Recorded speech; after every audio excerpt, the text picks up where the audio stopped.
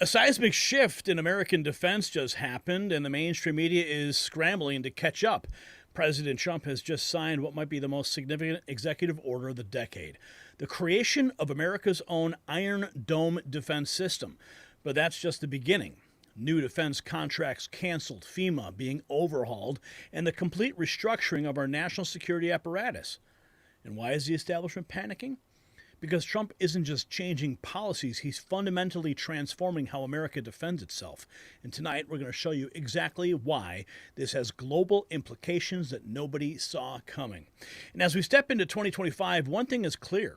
De-dollarization is not stopping, it's accelerating. China and other BRICS nations are scared of President Trump's bold defense initiatives, and it's making them more determined to reduce their dependence on the U.S. dollar. But here is what they know you should do. Gold is the ultimate defense against global uncertainty. Visit nextnewsgold.com and learn how to protect your wealth while Trump protects our skies. And with a qualified account, receive 10 1-ounce silver American Eagle coins at nextnews.com, linked below. All right, let's get right into it. Donald Trump is in Miami, Florida right now. The golden age of America is officially underway, and I'm excited for it. And he just had these remarks just a few hours ago. Let's listen in. With the help of everyone in this room, we've just won the most epic, consequential political victory in American history, according to a lot. One of the major fake newspapers, so in this case it's not fake news, let's say, but they said it's the most consequential election victory in the last 129 years. I'm trying to figure out what that means, 120. Who was there 129 years ago? But it was a great one. At the presidential level, we won the popular vote for the first time of any Republican in decades.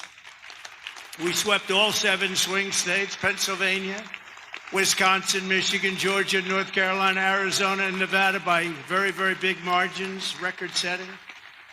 And for the first time ever, all 50 states, did you know this? Shifted toward the Republican Party. We've never had that before. Nobody has, actually. It's never happened before. You must be doing a good job, fellas.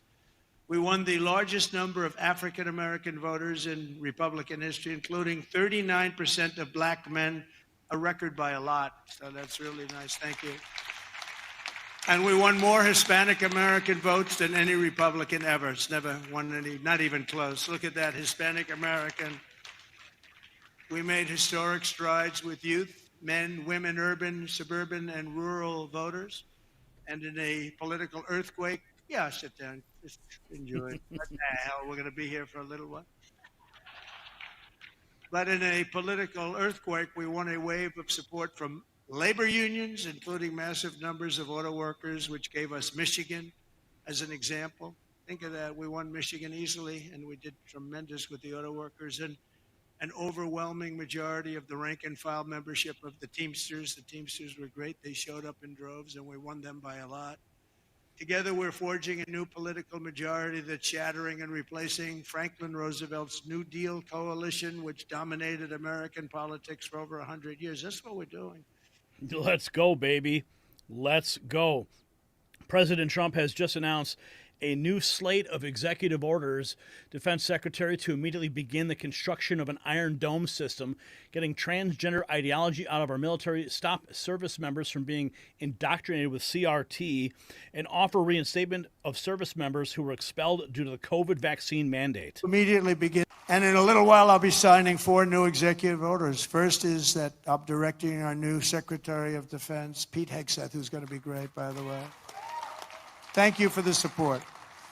Thank you very much for the support. You really did support him greatly. I think he's going to be fantastic. I know him very well. I think he's going to be fantastic. He's what we need. To immediately begin the construction of a state-of-the-art Iron Dome missile defense shield, which will be able to protect Americans. You know, we protect other countries, but we don't protect ourselves. And when Ronald Reagan wanted to do it many years ago, luckily we didn't. We didn't have the technology then. It was a concept, but we didn't. Now we have phenomenal technology. You see that with Israel. We're out of 319 rockets. They knocked down just about every one of them. So I think the United States is entitled to that. And everything will be made right here in the USA, 100%. And next, to ensure that we have the most lethal fighting force in the world, we will get transgender ideology the hell out of our military. It's going to be gone. In addition, we will stop our service members from being indoctrinated with radical left ideologies such as critical race theory. We're going to stop it. It's already been stopped. It's already been halted, totally halted. And finally, we will offer full reinstatement to any service member who was expelled from the armed forces due to the COVID vaccine mandate. And we will restore them to their former rank with full pay. Wow. And in a little while, I'll be signing. Absolutely epic. Thank God he is back. Those people deserve it. And we have this just from a couple days ago. This is President Trump playing at a Las Vegas craps table. Yeah, nobody saw this coming. President Trump blowing on some dice, rolling it out. Oh, man, you got to love this guy. And then there was this. Do you guys see this? Okay. Trump made Newsom stand waiting by himself outside of Air Force One for about 10 minutes. And then the handshake, Donald Trump's famous handshake. Oh, yes, where he pulls him in and reminds them who the boss is. Well, this is just Gavin standing there waiting awkwardly. Oh, where's President Trump? Yeah, I'm going to make you wait, buddy. I'm going to wake you. Gavin Newsom. I mean, think about this. Donald Trump repeatedly called this guy Gavin Newsom. 10 minutes later, Trump decides to walk out of the plane. Who's the boss now? There's Melania. She's like, what's up, Newsom? Here we go. See, Donald Trump can actually ascend the stairs, descend the stairs, like a competent president can. Oh, there it is. Boom. Pull him in. There you are. There were memes about this handshake. He was squeezing him so hard. Oh, you got to love it. And we're also finding out now the families of those Israeli hostages thanking President Trump now. Freedom. The families of 4 female IDF hostages released by Hamas over the weekend are thanking President Trump for securing their daughter's freedom. Thank you, President Trump, for everything you are doing for our hostages. If anyone can bring world peace, it's definitely you. And we are confident you will do whatever it takes to get us there. Both sides have confirmed that at least 6 more hostages will be released later this week. More hostages. And we got this. A former federal employee spilling all the secrets about the incompetence and waste in the federal government. Check this out. Being forced to... I used to be a federal employee, and I'm going to tell you why I don't feel bad for federal employees being forced to come back into the workplace. I worked for the Army Corps of Engineers for almost a year, and the abuses that I saw by government employees was astounding and shocking. I worked as a realty specialist, and that is someone who manages government-owned lands. So when farmers and ranchers lease land to graze cattle, we would manage that. When I was hired, my boss bragged that it was basically impossible to get fired from the federal government, and that in her entire time working for the government, she'd only seen one person fired, and that person assaulted a fellow employee, and she wasn't even fired for assaulting the employee at work. She was fired for lying about it because they caught it on camera. When I worked for the government, we were allowed to work 50% in the office and 50% from home, for the most part. In some cases, if you'd worked there, like I think over 10 years or something, you could actually work from home 3 days a week and work from the office 2 days a week. I use the word work very loosely. One employee spent his time remote working, running his own farm. Another employee bragged about drunk driving and going out to lunch with her friends for margaritas when she was supposed to be remote working. Oh, wow. no one would log into their computers, and you can see it because they're not on Teams, and no one ever checked. Ever. Oh my goodness. There's something called the 80-20 rule, where 80% of the work in government is done by 20% of the people, and this is very, very true. People who get a job in the government a lot of times find out that it's very difficult to fire them, and they take advantage of this. One employee would come into the office, his start time would be 6:30, and he knew nobody would be there. And when I came in at 7:30 and I was the next person to come in, he was snoring at his desk every single morning. Another employee would take the government truck on an almost daily basis so that he could go out to lunch and then go and take a nap in his favorite park under a shady tree in the government truck. One of the very first things I did when I started working for the Corps, I spent 3 months cleaning up their real estate files room, which was a disaster. The government is using an antiquated system that was developed sometime in the 90s and using regulations that haven't been updated since the 90s to manage our dams and our government lands. Well, thankfully, that's all coming to an end. As you know, the Doge is now in play. Here's the notice. President Trump is about to sign an executive order beginning the creation of America's Iron Dome missile defense system. Ronald Reagan would be proud, wouldn't he? CNN, look how different things are from 2017. On immigration, Americans trusted Democrats by 11 points, but now they trust Republicans by 22 points. Check out this margin. Which party more? What am I saying? I just want to know how different things are from where we were when Donald Trump first took office, and how much more the American people are on the side of Republicans than they were 8 years ago. So trust which party more on immigration. You go back to April of 2017. Look at this. The Democrats held an 11-point advantage over Republicans. So Americans were not liking what Donald Trump and the Republican Party was doing back at the beginning of his first term. Look at where they are now, though. Poll out just in the last week, after Donald Trump took office, which party you trust more in immigration? Look at the margin Republicans are putting up here. A 22-point lead over Democrats. You rarely see issues in which the American people side so much with one party over the other, but on the main issue that Donald Trump has been pumping up and Republicans have been pumping up since the beginning of his term, that began just 1 week ago, Republicans lead overwhelmingly on this. It's not just unusual for right now. It's just so much different than where we were 8 years ago. It just gives the Republicans a lot more leverage. Oh, the leverage is there. Daddy's home. Buckle up. Everybody better get back to work. Over on the View, the witch is there. Fetterman was on the View today, apparently. And he tells the witches at the View, President Trump has done everything he promised he would do. And he's just getting started, folks. And we, the American people, voted for it.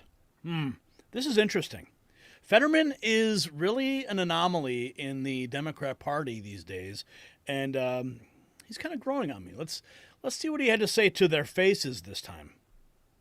Individuals. Is it anything you've been seeing, or do you anticipate that there's going to be changes that we should be prepped for that we're not thinking about? I mean, honestly, I haven't been surprised by anything now. I mean, he's been doing essentially what he actually campaigned on that. He announced he is going to pardon the J6 individuals. He is going to absolutely go after the border. So there's a lot of things that he's already ran on. I mean, criticized a lot of it, and I don't agree with everything either, but it's undeniable he actually ran on that and been really upfront. He's like, I am your reputation, and he's, kind of making those moves. So that's kind of where we're at. Early on, immediately after the election, I was like, hey, we have a choice. We can freak out and follow every other thing around, like a cat, with a laser, after everyone. But I'm not that guy. I'm not going to be that Democrat. For me, there's things I'm going to agree with, I'm going to disagree with, but I'm in the business of finding wins for Pennsylvania and for the nation, and engaging the president. I think I see that as doing my job. He is doing his job for the people of Pennsylvania. Let's see what else we've got here. Fetterman defending his decision to visit Mar-a-Lago, continuing to prove he's the most logical and sensible Democrat out there. by creating the solution. You did get a lot of criticism for it from some people who thought you going to Mar-a-Lago gives cover to Trump by creating the solution that he's amenable to working with Democrats. I was very supportive of when people like Mitt Romney and Rob Portman worked with Joe Biden, so I understand the need for bipartisanship. I didn't love the optics of you going to Mar-a-Lago. He was going to, which is his palace, he was going to be in Washington a week later. But what was your goal, and do you feel ultimately... She said, I didn't agree with the optics. Nobody cares what you agree with, okay? Let the guy do what he's got to do. You were successful. Well, here's what happened. I was being lazy on the couch like Friday night, and my team reached out saying, hey, and I don't know if this is like a trolling or a hoax, but they extended an invitation. You know, what do you think? I'm like, well, I mean, if they're playing it straight, then I think it's pretty reasonable to have a conversation. You know, inviting me to engage, and I visited it. So maybe some people would be critical of that, but you know, for me, engaging the president, I think when you're in this business, I mean, that's part of the job. Any more you would criticize Governor Newsom, you know, that, you know, received the president there after the fires in California. They are going to find a way to work together. I mean, that's where we are. And I hope maybe you are watching are tired of just like the venom and the hate. And it's like, I'd like more bipartisan kinds of things. And you are going to agree with things and you're going to disagree on things. And I'm going to pick my fights. And I'm not going to, and I've chosen not to add to the cheap heat online or go after those kinds of things. I've never found that helpful.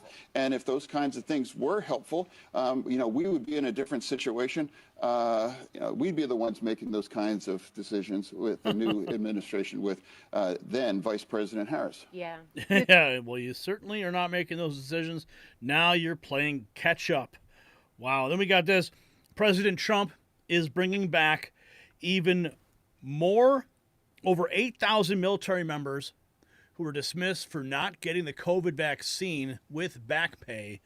Here's kicked Fox out of the military. Later today, President Trump is going to sign an executive order. He has made good on another campaign promise. He has restated, as of one half hour ago, thousands of U.S. troops with full pay after they were kicked out of the military for refusing a COVID vaccine during the Biden administration. This is welcome news for our next guest who introduced the bill, fighting for this very cause almost 2 years ago, retired Army Ranger, Republican Congressman from the beautiful state of Florida. Brian Mast joins us right now. Brian, good morning to you. Good to see you. Well, Congressman, this is great news. Trump said he was going to do this. And ultimately, 8,000 men and women who got kicked out with this mandate by Joe Biden, they can go back. They can get their job at the rank, back pay, same pay. This is a great day for them.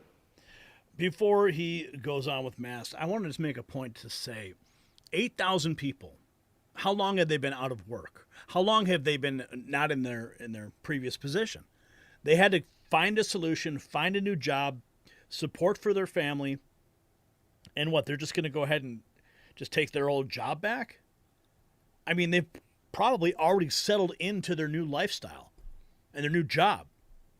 Maybe even pays better. So, I mean, the fact that they've got to make this decision now, you know, thanks a lot, Joe Biden. Great day for patriots, great day for our service members, my brothers and sisters in arms. And let's not forget, you go back in time, and it wasn't just the military, it was other government agencies as well, where they were washing essentially conservatives that were raising their hands saying, hey, I don't want to take this vaccine. They were washing them out of government, washing them out of West Point and Naval Academy, Air Force, Coast Guard, Merchant Marine Academies, washing them out from being on the next promotion boards for first sergeants, sergeants majors, or officers. And they were creating a system where the ones that were going to be giving promotion to the next classes of individuals were all going to be those that didn't say, no, I'm not a conservative, and you know, I'm okay with everything that you're doing right now. That's what was taking place. Later today, So that's a really welcome change. I'm glad these people are finally getting justice. It just proves that we were right all along. Peter Ducey at Fox confirms exclusively President Trump will sign an executive order reinstating service members removed from the military. We just saw President Trump make those remarks earlier. Here is the current debt clock. Doge has so far returned $24.5 billion to the people. They've added the Doge clock to the national debt clock, and now we can actually see real-time savings by Elon Musk's Doge department.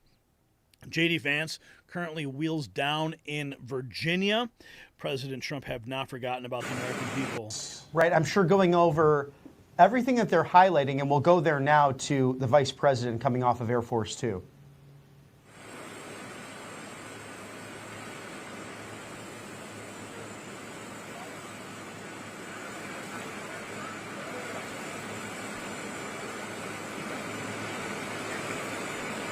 Vance in Virginia, as you can see, inspecting the hurricane damage from Helene that still plagues the area.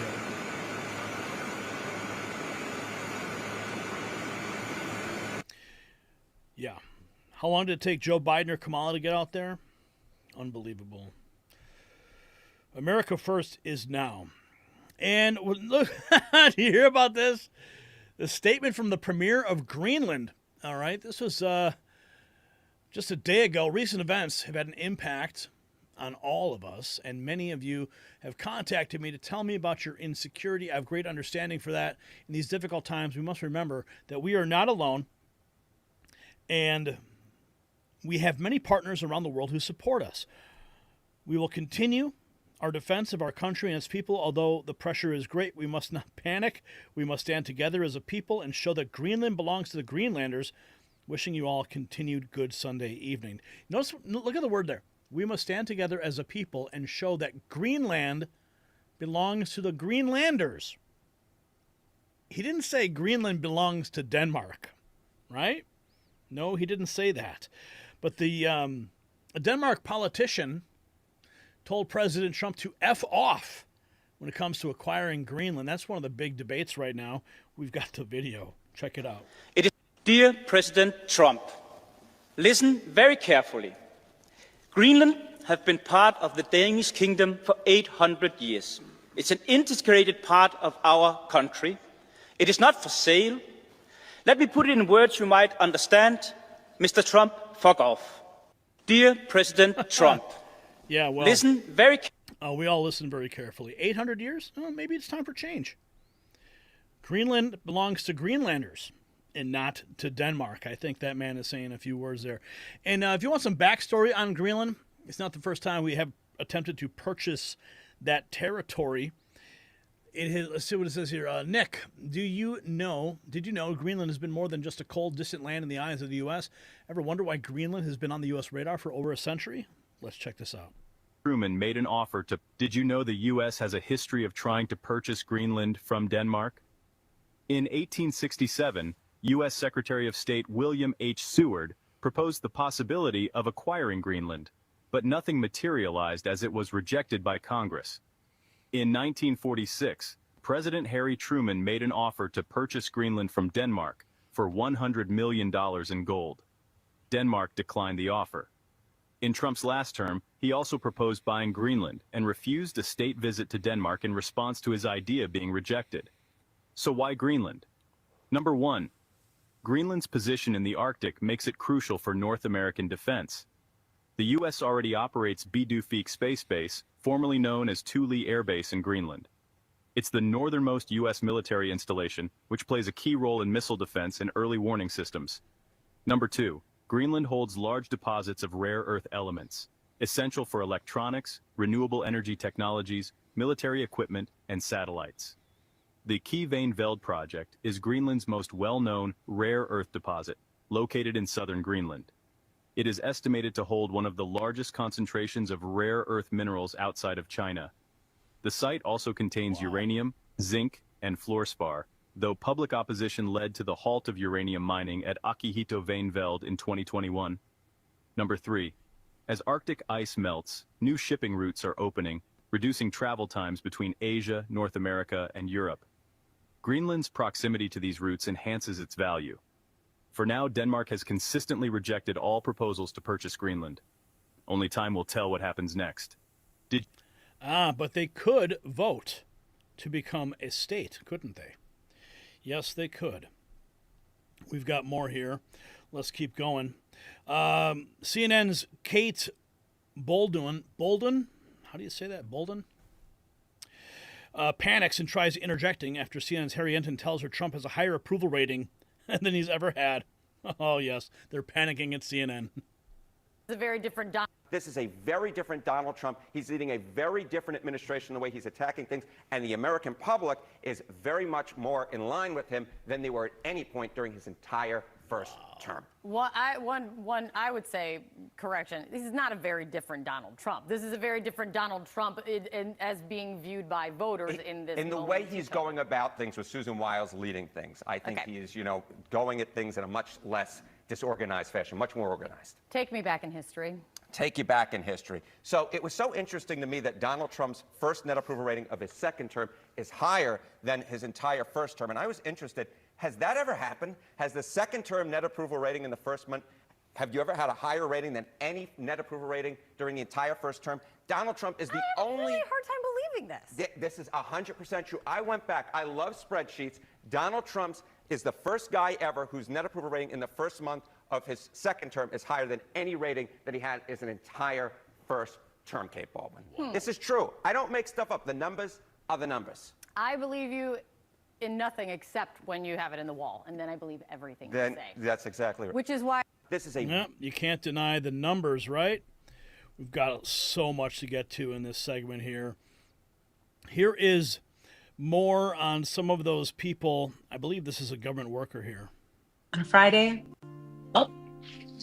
it happens. What a way to end the week.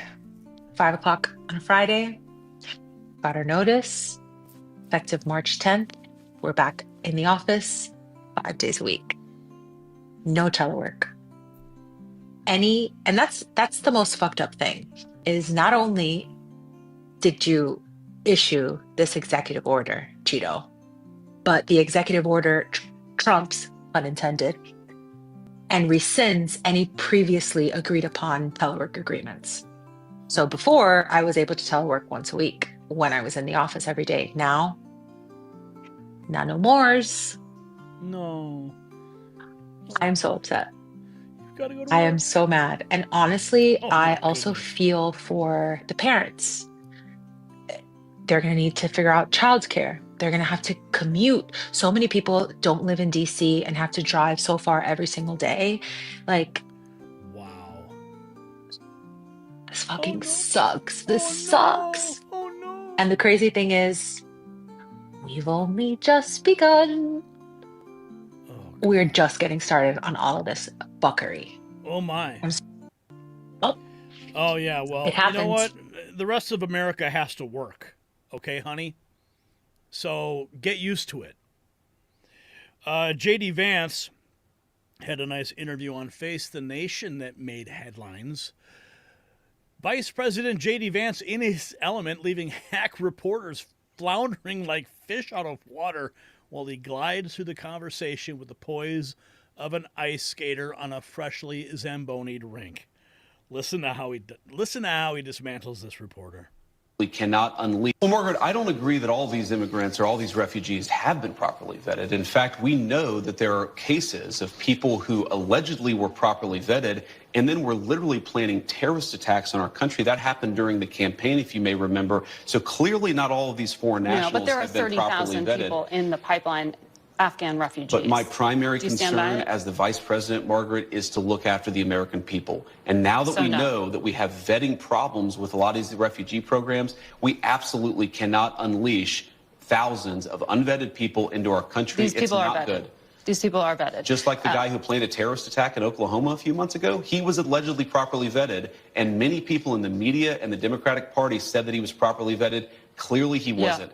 I don't want my children to share a neighborhood with people who are not properly vetted, and because I don't want it for my kids, I'm not going to force any other American citizens' kids to do that either. No, and that was a very particular case. It wasn't clear if he was radicalized when he got here or while he was living here. I don't really care, Margaret. I don't want that person in my country, and I think most Americans agree with me. We'll be back in 1 minute. Well, Margaret, I don't... We'll be back in 1 minute. I don't care, Margaret. I don't care. President Trump punishing Colombia with tariffs, visa restrictions for refusing migrant flights. That was a day ago. But all of a sudden, what happened next? Well, suddenly, Colombia changed its tune and changed it quickly. Where do we have that? We have that notice here. Here it is. The government of Colombia has agreed now to all of President Trump's terms for immediate release. You see, all he's got to do is just wave that stick of tariffs, and suddenly the president of Colombia offers his personal jet to go and pick everybody up. The government of Colombia has agreed to all of President Trump's terms, including the unrestricted acceptance of illegal aliens from Colombia returned from the United States, including on U.S. military aircraft, without limitation or delay. Based on this agreement, the fully drafted IEEPA tariffs and sanctions will be held in reserve and not signed unless Colombia fails to honor this agreement. The visa sanctions issued by the State Department and enhanced inspections from Customs and Border Protection will remain in effect until the first plane load of Colombian deportees is successfully returned. Today's events make it clear to the world that America is respected again. President Trump will continue to fiercely protect our nation's sovereignty, and he expects all other nations of the world to fully cooperate in accepting the deportation of their citizens illegally present in the United States. President Trump is back. Oh, yes, it's beautiful. They have nothing to say. Now we're learning this. Also, Doge. I love the Doge. Doge cancels a $420 million in government contracts. That is up so far. Here's the post. In the first 80 hours, approximately $420 million of current impending contracts have been canceled. 2 leases have also been canceled. Initial focus is mainly on DEI contracts and unoccupied buildings. Oh, baby, we are so back. And here is Ivanka. And talking about her father's vision and passion and ethics. Strive for excellence. My father taught my siblings and me the importance of positive values and a strong ethical compass. He showed us how to be resilient, how to deal with challenges, and how to strive for excellence in all that we do. He taught us that there is nothing we cannot accomplish if we marry vision and passion with an enduring work ethic.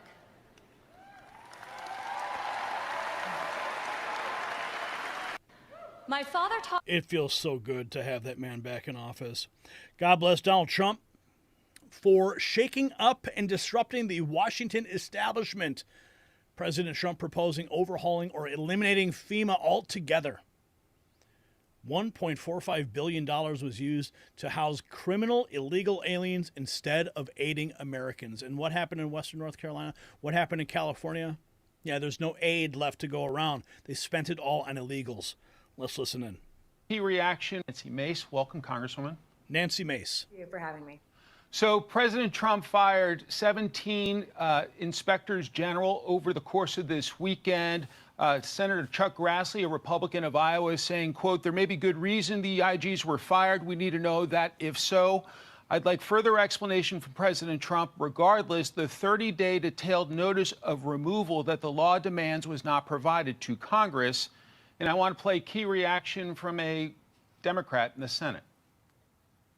I'm disappointed in Republicans so far that they haven't spoken out. You know, many of these inspectors general have been very critical of Democratic administrations. They are bipartisan, independent, and we need to preserve that support for them. I challenge my Republican colleagues and the president to reverse this decision. What's your take on it, Congresswoman? God bless Donald Trump for shaking up and disrupting the Washington establishment machine. I mean, these are individuals, the IGs, the inspectors general, are supposed to be nonpartisan. They're supposed to be rooting out corruption. And what I found in my first 4 years in office in Congress is they do more cover up than they do anything else. I've had folks from these agencies and the IGs show up without documentation that the Oversight Committee, for example, has asked for. Or when they show up, they don't have the answers. That's not rooting out corruption. That's covering it up. And thank God Donald Trump sees it for what it is and is going to root it out and get new people in place that support his agenda and really, more importantly, support the American people, because that's his America First agenda. After visiting hurricane-damaged North Carolina and fire-ravaged Los Angeles, President Trump floated the idea of getting rid of FEMA. The mayor of Asheville, North Carolina, a Democrat, doesn't like it. Let's play it. If you were to instantly make that go away, I think it would be devastating for individuals, for businesses, for cities, for counties, and for the state of North Carolina. You would have to be very thoughtful in terms of how you did that, and I would urge the president not to make any rash decisions around reconstructing FEMA right now, as we're in the middle of recovering from this disaster. You obviously get hurricanes in South Carolina. Are you ready to scrap FEMA? Oh, absolutely. And look, you saw Donald Trump show up to North Carolina over the last couple of days and see the devastation that North Carolina residents continue to live in, the squalor, the tents, the RVs, the homeless, those that can't afford to pay for a hotel. What has FEMA done other than house criminal illegal aliens? They had $1.45 billion they sent to house illegals. And that money could have been used in cities in North Carolina, South Carolina, Tennessee, Georgia, those that were hardest hit. And look, I think— Nancy Mace, welcome, Congresswoman. Yep. I say get rid of FEMA. Get rid of them now. Oh, what about this? Support grows for the idea of adding President Donald Trump to Mount Rushmore. Oh man. Can you imagine that? I mean, just think about his presidential resume already. All right. Impeached twice. I mean, he's had investigation after investigation, like everything they've thrown this guy, and then they're going to put him on Mount Rushmore. Oh man, the history books are going to be fun to read. Oh boy. What else have we got here? Let's see. Trump keeps another campaign promise. Oh, we covered that already. What else have we got? The executive orders. I think, did we cover everything? Oh, wait. Jordan. This is from Dave Rubin. Jordan, the country, is already majority Palestinian. Let the Hashemite king have the rest. Trump says he's pressing Jordan and Egypt to take Palestinians from Gaza, floats a plan to just clean out the territory.